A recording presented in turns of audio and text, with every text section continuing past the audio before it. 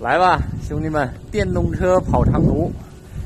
哎，就是这辆蔚来 ES7，现在车已经是充满了电了啊。这台车其实是个100度电池的版本，然后现在充满了电，表显续航615啊，实际应该是620，但是刚才我提前把空调打开了，消耗了一点应该是。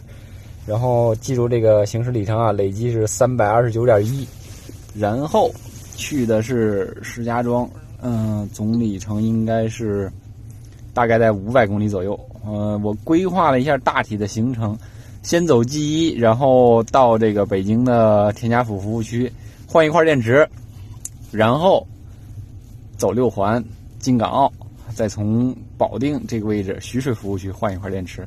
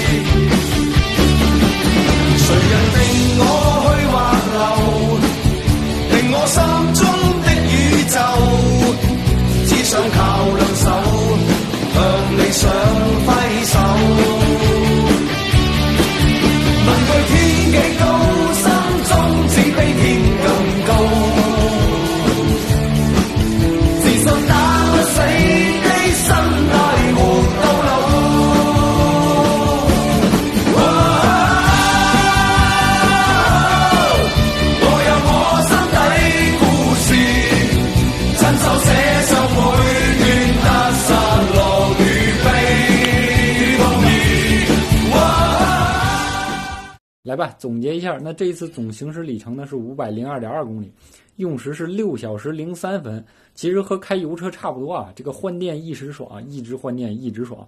补充电量，第一次是67度，第二次呢是47度，这个是换电。那到达后充电量呢是59.2度，花费呢是46块07分。那现在未来春节期间高速免费换电啊，如果说不免费，咱们按照这个国家电网最高的这个峰值电价算一下，1块8一度，那么一共换了114度电，需要花费205.2啊，再加上充电的钱就是251.27，怎么样？满意吗？